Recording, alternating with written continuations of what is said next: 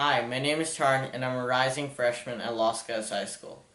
For my third milestone, my final milestone, I had to add movement to my robot to track the object, and I also figured out the random pause that would happen in my script.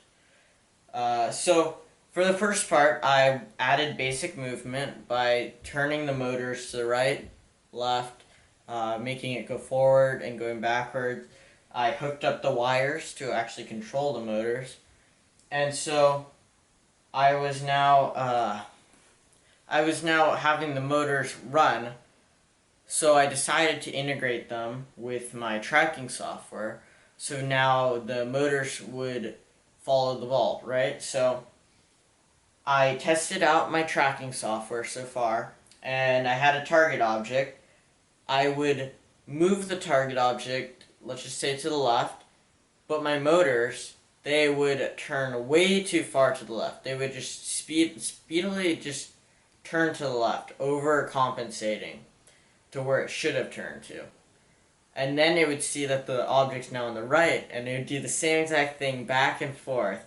The Raspberry Pi wouldn't have enough time to process where the target object is at all times, so it would just move right by it without saying stop.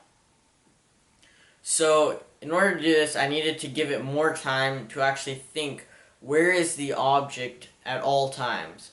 So I did this by decreasing the speed of the motors. This led to the motors not actually moving because there's a lot of weight on top of this, and those motors at that speed couldn't move. So I knew that I'd have to use full power. But how would I use full power and stop it from overcompensating the object? I did this by moving the motors in short bursts.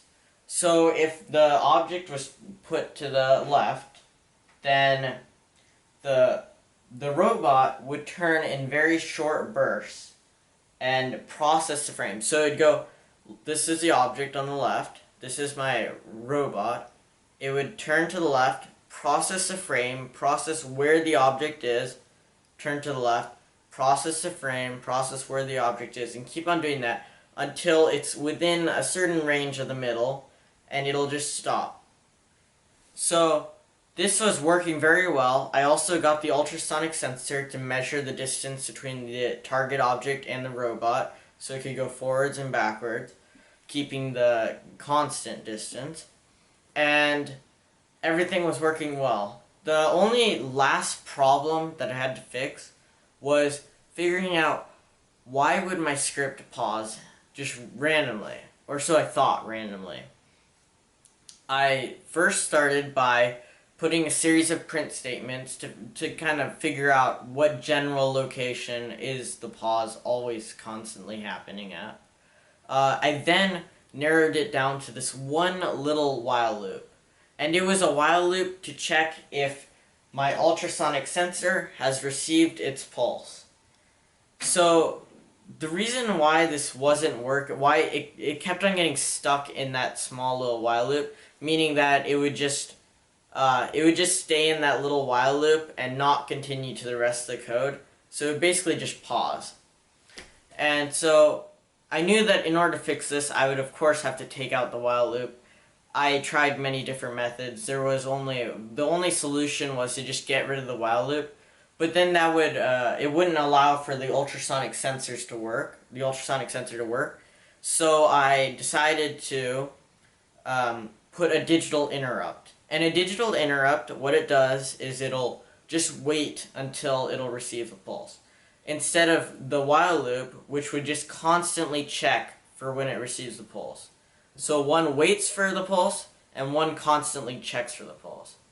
I think that the wait for a pulse is much more efficient, and it'll lead to less problems for the code.